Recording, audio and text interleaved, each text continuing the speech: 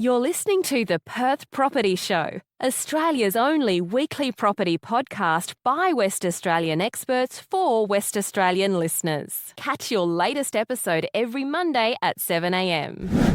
Good morning, everyone. Welcome to the Perth Property Show. My name's Trent Fleskin. It's your host as always. And Merry Christmas to everyone. I hope most of you are on holidays right now listening to this. But one man who is not on holidays and is working up until Christmas Eve is Shane Beaumont from Haven. Mate, thanks for coming in. And I couldn't think of a better person to do a bit of a 2024 review. What's happening right now, because it's super interesting, the dynamic in Perth's market right now. And then a look into 2025 as to what's going on. First thing I wanted to say is congratulations on the new office and the new brand and everything. Can you give us a little bit of a spiel? We really do not do plugs here, but I thought it's not really much of a plug, but more just tell us, what's it like opening up your own new agency after working for other people for so long, being such a high performer? How do you feel? Yeah, really privileged. Fortunately, we work with some really amazing people, and that hasn't changed. Obviously, Sean, some business partner, and also Jenny and now Claire. So just some really great people. And I don't really see it as opening your own business, because I think a lot of agents run their own businesses, but I think the collective energy working across so many different suburbs now, we've got 3 offices, a footprint across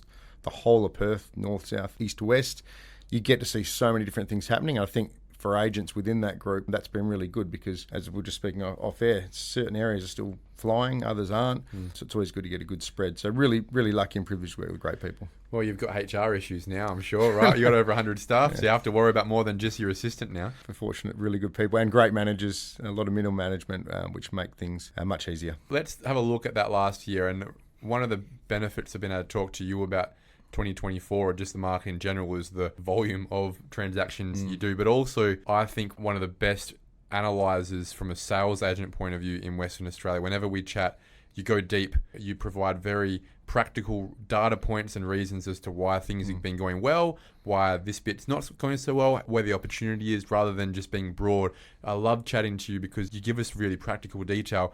So the first thing I want to talk about is just a bit of a review of, we think about January, February, March into winter and that whole dynamic of stock on market changing. I know that your focus, generally about 70% of your work comes from Gosnells, which is super important to bolster off the back of the conversation we had last week with Shane Schofield from Swan View, similar price points at the bottom of that market. What's the dynamic been? We can't miss the fact that, hey, across Perth we had a 20% increase in prices. The 20% increase was really interesting because I used Gosnells as an example. It was 36%. It's pretty scary when people trying to pick top or bottoms of markets with all this data. I was only looking when we were doing the latest market update. It had 36% for the last 12 months. But when you look at last 5 years, it's 112% growth. Yet over 10 years, it's 53% growth. So if you're trying to pick the top and bottom of that, it's pretty crazy. But it talks to a market like Gosnells, though, right? It's heavily influenced in volatile and when investors come in and out of the market. That's right. And it was always going to feel that way. It's changed a bit now, and there's probably more depth than it was last time. There was a bit of a run in maybe 2014. But when you start to get 70% of your inquiry base being investors, no suburb in Perth has 70% investor rates. So it's fair to say that's unsustainable. But the growth was just unprecedented and it kept going. And then you had that anomaly where typically one's going, whether it be the rent or the sale prices, but they were both raging. And we were seeing properties that were selling for $300,000, renting for $600 a week. Now the market's cooled a bit because that same property, yes, it's gone up. It's gone up to probably $550, but it's still only renting for $600 a week. So that's where you've seen a bit of those investors peel back. And they're typically mum and dad investors. We've got a few buyers that 20, 30, 50, 100 properties around the country. But it's typically mum and dads, and they're chasing that bit of yield, expecting growth, maybe seeing what's happened where they live, Sydney, Melbourne, lesser degree Melbourne, maybe Brisbane or Tasmania. They've seen what's happened there and they don't want to miss out again. And whilst we've had some mini starts and it didn't follow through, we always sort of felt in Perth the property prices couldn't be down for 20 years. But it was sort of feeling like that. And when you look at some of the areas, they've only just started to get back to where they were in 2006. Which you can't explain to eastern states investors that's the case. They just can't get their head around it. Gosnells is such an interesting case study, I think, because it is one of those suburbs that had one of the biggest falls post-2014. It had the most upside, which is where the investor pool from the East Coast recognised. They also picked Rockingham, Banksia, Grove, Kwinana, Mandurah, Armidale sort of area, absolutely flooded the market, as you saw, and instigated massive price growth. Now, if you go off of what I've been saying on the podcast and radio in the last couple of months, it should also be one of those suburbs that starts to see a softening of interest as interest rates start to fall and people start moving their interest from where they have to be to where they want to be often. And also, as we've seen before, this unsustainable market-leading growth over the last couple of years that most people start to question, hey, do we really think it can get much more than this? It's the places like Gosnells and further down on the Armadale train line, places in Kwinana, that also, unless there's been an immense change in amenity to sustain that value, the buyer pool may be the same size, but it's shifting away. That's what I posit is happening already, or it will happen in 2025. Do you agree that Gosnells is a great case study for being on the pulse for that? I think last time, yes. Probably the difference is the infrastructure. When I look at Gosnells as you head further out from the city, the people that are moving there now, it used to be what you could afford to buy. The better homes in the area, the newer estates and what have you, it's actually people choosing to live there. It's not that cheap anymore. Like for a 4x2, you're paying $750. That's right. But before it was like, well, what can I afford? This is all I can afford. Yeah. So the properties that we see holding up really well, great family homes, well presented, modern homes in those newer pockets where, in theory, the same property 800 metres down the road, Southern River, is an extra $250,000 for the same home. They're the ones going to hold up. The ones that probably we just couldn't get our head around were the basic 3x1, haven't been touched since 1978, 680 square metres, poorly maintained, gardens horrible, and it was, again, when people were renting, they're like, well, I have to take anything. Now there's more properties on the market for people to lease. There's the choice again. So I think there's certain properties that will hold up really well, more your modern stock, your villas and what have you, because the reality is there hasn't been enough construction of that similar nature, so you're not competing with more. But the real basic properties that haven't been maintained, that have just been going for nothing short of phenomenal numbers, they're the ones that we're seeing probably more stagnant. Well, let's segue into the stagnation. That's the first time we've heard that word in a while in Western Australia. And before we move on to that, I just want to point out that in January you were in here talking about Gosnells, giving us an update, and you suggested that, hey, we're going to get to that 550 mark. We did, which is congratulations on getting that right. We can listen I was to a bit later than I thought it would be, but it did come. I just probably didn't think it'd happen as rapidly, because I'm sitting there going, this doesn't make sense. This should be happening. And what I felt was going to happen, which I think has led to that, is people that have never been to Perth, never been to Gosnells, saying, well, you know what, I paid $320, it's worth $620 now, I might just cash out. What do you think, Shane? Yeah. Well, look, I think you've done reasonably well, because I've seen people own properties for 20 years that haven't made that. What would you like to do? Yeah. Oh, I'm going to cash out. No emotion, no attachment. So if you get that influx of selling at the same time, which is starting to take place... Yeah, is that, do you think, the mindset of what's been going on the last couple of months? That is, without a doubt, the mindset. Is it East Coast people that are cashing in, or is it West Coast people? Is it everyone? It is 100% the East Coast that have no ties. The difference is if you live in Perth, you need somewhere to live. So selling and cashing out, where are you going to go? You're going to go up or down the ladder. You have to trade. But to just take money off the table where you've got no emotion doesn't impact you. Yes, I feel there is some growth left on the table, because the reality is you have to keep getting growth when you've still only got 5,600 homes. Yeah, you can't build the homes for the people coming in. There has to be growth, but we still want to talk. If this segment bit now is us transitioning to the last part of this year and what's happening right now. You know, we've gone from 3,400 properties on the market essentially to 5,400, 5,500 now. Of those 2,000, what would you posit is the most likely percentage East Coast investors pulling out and putting their property market going, hey, I've made enough, 200 grand, thanks for coming? Currently for me, over 50%. We've had more price adjustments in the last 3 weeks than we had last year. So Shane said the same thing last week. He had his first price adjustment in Swan View a few weeks ago. And I asked, where's it coming from? And he said it was from our cheaper stock. It was from stuff where it was worth 300 grand 2.5 years ago. We had it on the market for 640. We ended up selling for 593. And I said, well, what do you think would have been the accurate number? And he said, we probably should have had it at high fives and we would have sold it quicker. Do you reckon that's what's going on now in Gosnells, where people are going, I'm cashing out. Let's just see how far I can push this. If I get an extra 40 going, great. If I don't, in a couple of weeks' time, we'll bring it back to 600. Without is a that doubt. The same happening with you? 100%. And that's not a bad thing, though. I mean, it's not a bad thing. Just doubled our money in 2.5, 3 years. And that's what, when you're speaking to owners, I think every property could sell tomorrow if you want to put a price that is making it sell tomorrow. That is fair. Yeah. It's fair. But what's happened is the peak I sort of felt was maybe, when I say peak, the peak fear of missing out, the peak of lowest amount of stock, lowest amount of days on market was July. Yeah, well, that's what the stats say. The conditions amongst that sale which drove it to 740,000 are not the same conditions today. So yes, if you're doing appraisal and you look at the last 3 that have sold, it's easy to go, went for 740, that went for 720.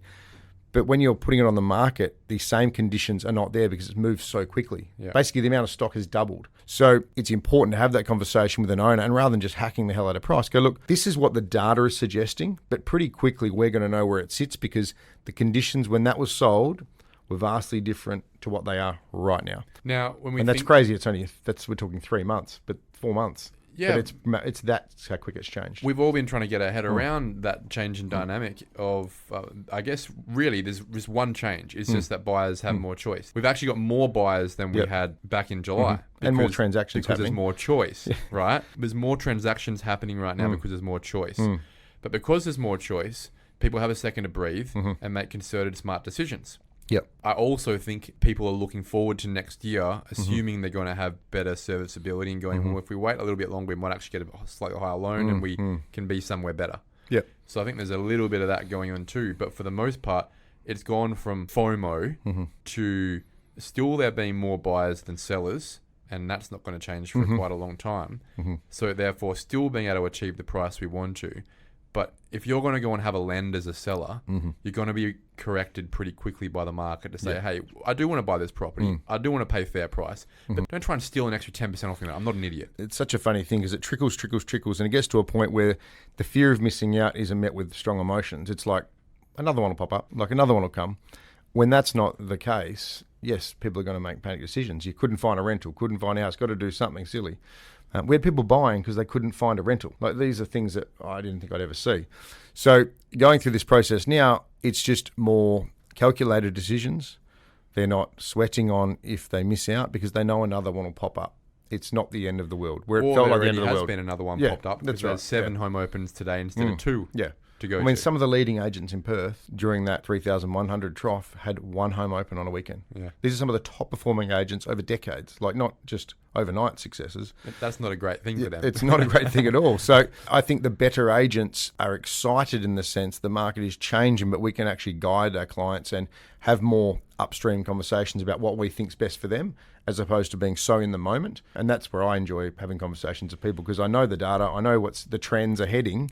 You can sort of give them some information that maybe some of the agents that aren't as in touch with that can't do. Because selling the home is one thing, but understanding the right time, the right situation for them is where I think an owner really wants to be tapping into a good agent. Now, there's more buyers than sellers. We know that. There's going to continue to be more buyers than sellers. But given there's more sellers than there were a few months ago because of a lot of this East Coast starting to cash in as well, the way I can characterize it is the buyer pool now has an ability to keep the seller a bit more honest. Yeah. And have honest conversations about what this is worth. Do you think that's exclusive to price growth going forward? Do you think that the commentary obviously is, well, there's more supply on the market, therefore there's risk in the market. But I actually am not sure that we have enough supply in the market yet. Well, the data would suggest, in my opinion, that we don't, for buyers to actually be paying less next year than they're paying this year. When you look at some of the auction results that have been taking place, there's been some phenomenal auction results, like genuine great results that I think potentially achieve more through that process than that it would have in just a private treaty market or campaign. So certain areas definitely are seeing that. But overall, I think over the next 12 months, there'll be a more calmed approach by buyers. Sellers will be more in tune at maybe understanding there's not like mixed messages in the market. We understand it's changing. And even the areas that are getting growth, it's just calmed a bit because sentiment works across the whole market, not just one pocket.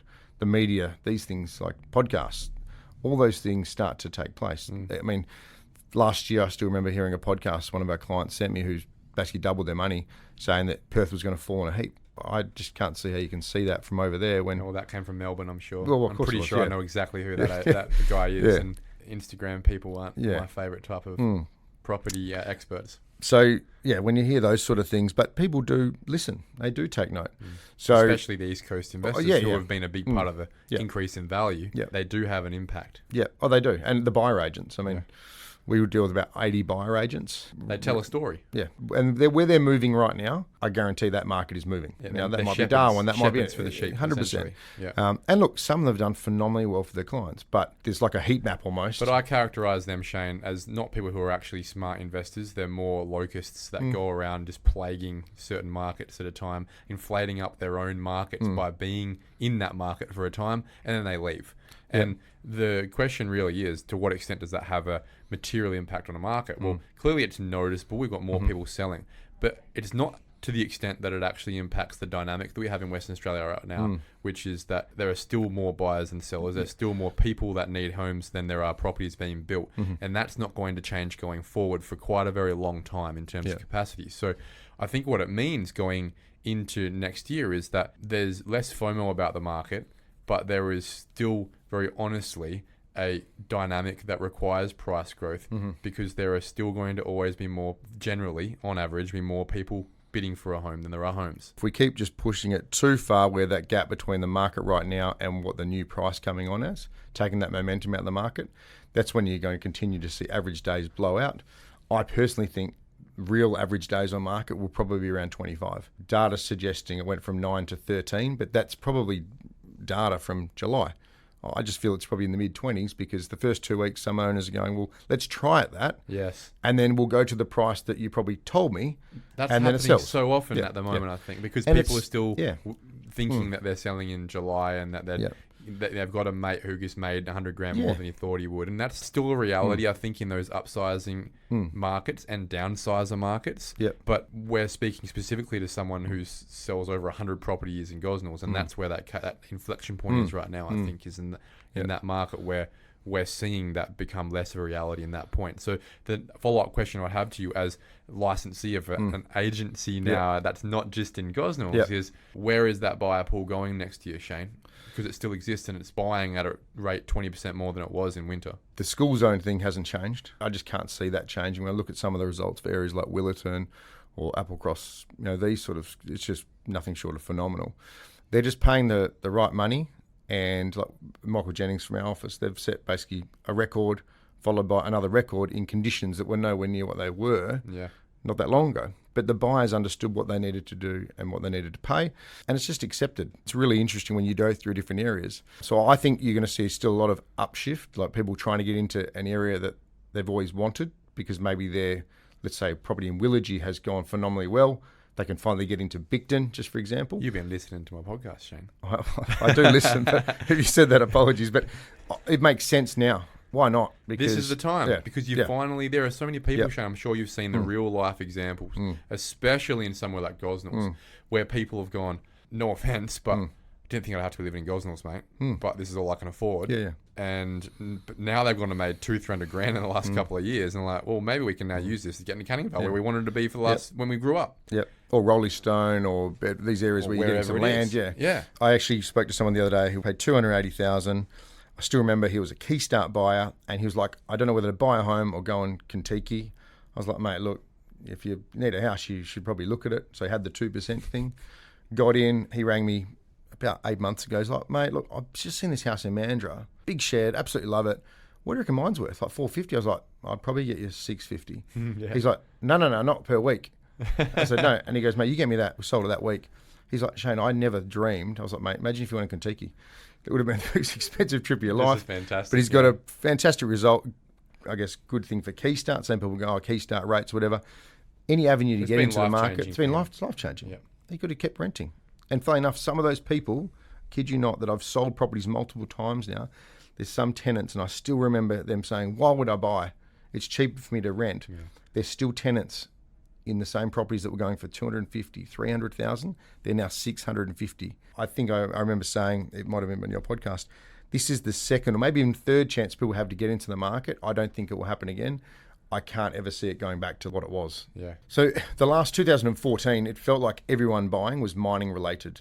And then when everyone was selling, it was mining related. The people coming to Perth that are moving here are young families, basically. They're here to work. They're here to work. They're earning more here typically than what they would where they're from. It's less affordable, not unaffordable. And I genuinely believe some places in around the country to have undesirable properties, they're paying double what they are here to be 10 minutes from the beach. With the same income or less. Same income, but typically more. All the fair bit we're getting, Shane, I moved here and I've had a 20% increase on my income for whatever reason. And you know what? I get to go home. I go home once a quarter for $380, or Qantas maybe $750. But it's not that far. So if one thing COVID did, we felt like we were sort of separated. The amount of families that are coming and going, their families coming over, spending a week with them.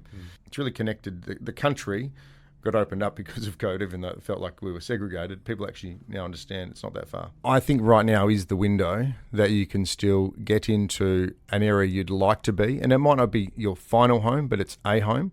And I think if you can get into the area you'd like to be at the moment, get your foot in the door, it'll give you the avenue to potentially get into the next suburb and so on and so on.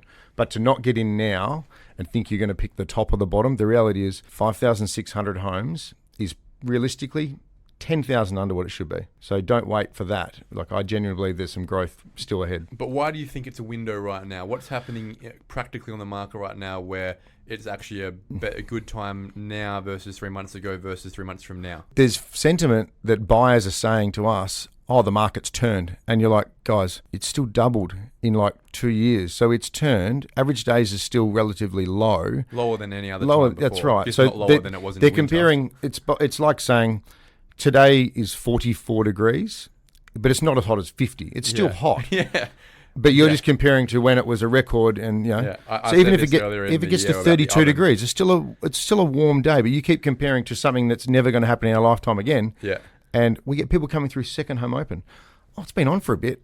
No, it's just you've been every night looking on your phone. Yeah. And it hasn't gone under offer in 5 days. So it's this sort of sentiment that people are probably fooling themselves thinking it's not that great a market. It's actually still a great market. It's a seller's market still, but there is an opportunity for buyers at the moment where there's a bit of, I feel there's a tiny bit of a lull, a bit of mixed data because some areas are going great, some aren't. And I think if you can get in and ride that wave, because it will eventually get back up to 12 to 15,000, that's when you'll start to see a more balanced market. But I generally feel there's growth ahead. Well, to get to 12, 15,000, it won't be at this price point. Well, it's impossible. It can't. Be. Yeah, that's the economics of it. Yeah. So for me, I likened it to having a chicken in the oven at 240 degrees. You're burning the hell out of it. Yeah. And we've dropped it to 230 degrees and the chicken's going, oh, it's cooled down. Yeah. It's like, mate, you're still burning to a crisp right that's now. Right.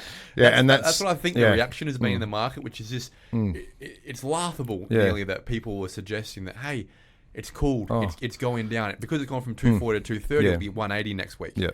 Hang on a sec, mate. Let's just be realistic about what it takes to get to 180, to get that temperature and therefore that price down in this market. And those things actually aren't happening and can't happen. Not that quickly. Exactly right. No, they can't happen that quickly. And for them to happen that quickly, we literally just have to magic 20,000 homes into the urban fringes tomorrow, or 20,000 new apartments just pop up tomorrow. Yeah. That's how you get it to 180 and have a balanced market where you're cooking a nice roast chicken for Christmas. And that's even when we're speaking to owners and they're like, oh, I really thought it'd go for 720. I was like, guys, you paid 450 18 months ago.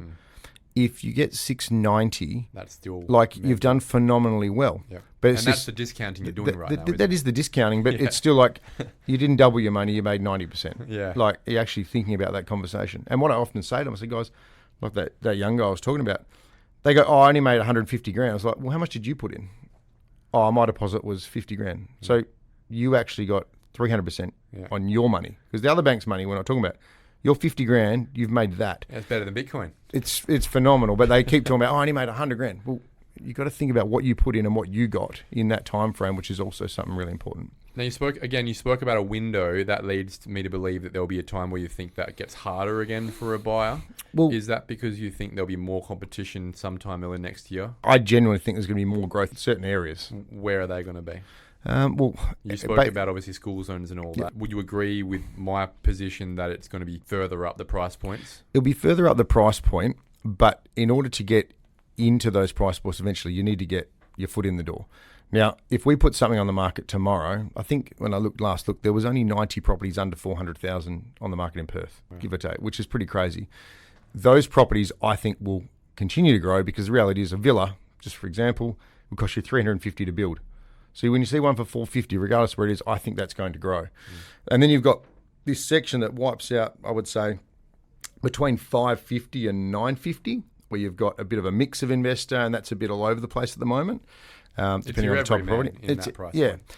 And then you've got the upshift. So if you sell your home for $750, that next stage, which reality is with the median house price of $730, most things are that or above.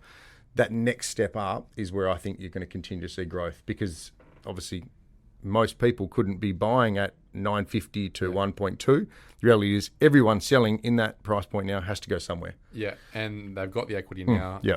And the big thing that I've been pointing to, which you haven't touched on yet, is interest rates. People who could afford $750 this year, you drop a few basis points next year, now you can afford $900. And I think that's where that's going to be the impetus for our pressure next year, is that we still are in what a year and a bit ago was deemed the hottest market we ever had. And we're still at that and in point. the country. Yeah, in the country, right? And then you drop that interest rate from the highest it's been in a decade, it starts to make people artificially richer, and it's just kerosene on the fire. Yeah.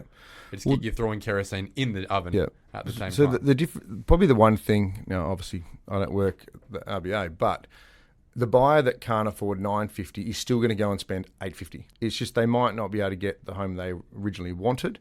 I think now if they do pull back, they probably start to get what they wanted again. But the money was going somewhere. They were buying, like 1,000 transactions a week was still happening. Yeah, and that talks to our population growth side, which is the fundamental to all the conversations we have, which are all nuances to that. The fundamental is we brought in another 90,000 people this year. They need 45,000 homes. We only built 17,000. So the pressure goes to the established market. Yeah. And that's what's happening even at the places that we would deem to be the lower amenity places.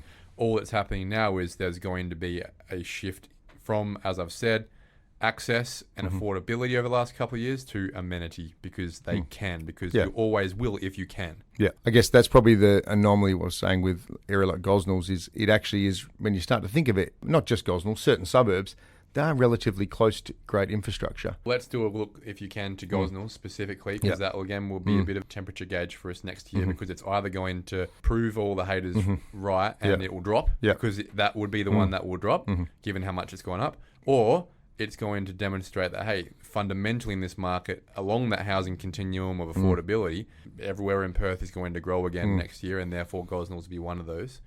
Where's Gosnells a year from now? I think it will. saw 37% last year. I'd be surprised if there wasn't a registered growth of still around 10%.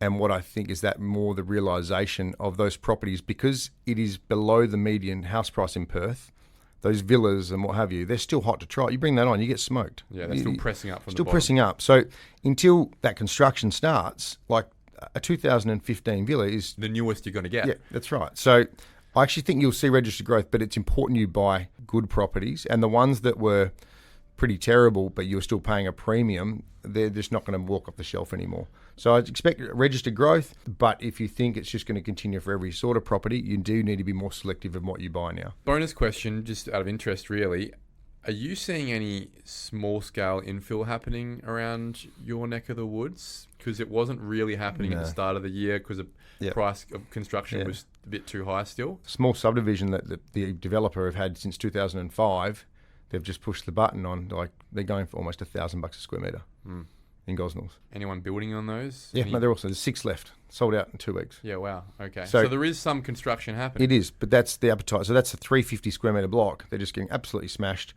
which is why when you start to see those 4x2s built in maybe 2006 to 2015, really well maintained, going for $750, they're going to hold out well. If they're well maintained and they present well, owner-occupants will love them.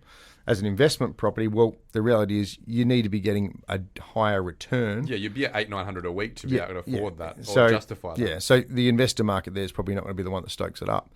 But the owner-occ is probably that young family that would love to be in Southern River, Canning Vale, Harrisdale. They can't. Parting comment, Shane, for 2025. Advice to the market as buyers and sellers.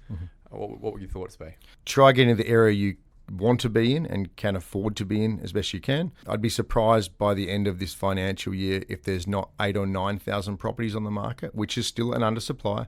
I think there'll be still registered growth, but you can be a bit more selective as a buyer of the type of property you're going to purchase. And I think more than ever, taking that extra bit of time is really, really important. Perspective on growth and what we've had in the last couple of years?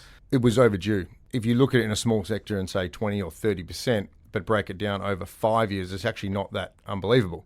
But when you look at it, I guess in that macro, that moment, it does seem crazy, but I think it will start to become the new norm of 10, 12% in most suburbs. I think is manageable, and I can see that still being the case. And absolutely still a fantastic year of growth. You can't save that. No. That's probably the thing. Like, you can't save that. Typically, you can't save that. So to get in, enjoy WA, the amount of people moving here, that choosing to live here, I think it's only upside. So par for the course, 1% a month, 2025.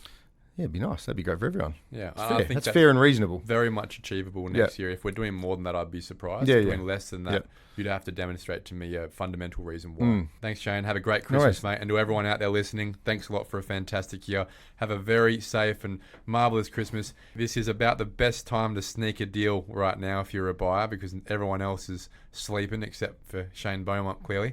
If you're looking for that house, do not switch the phone off right now. That next 2 weeks is, I've found historically, a really, really great time to snag a property under everyone else's nose. Thanks for having us in.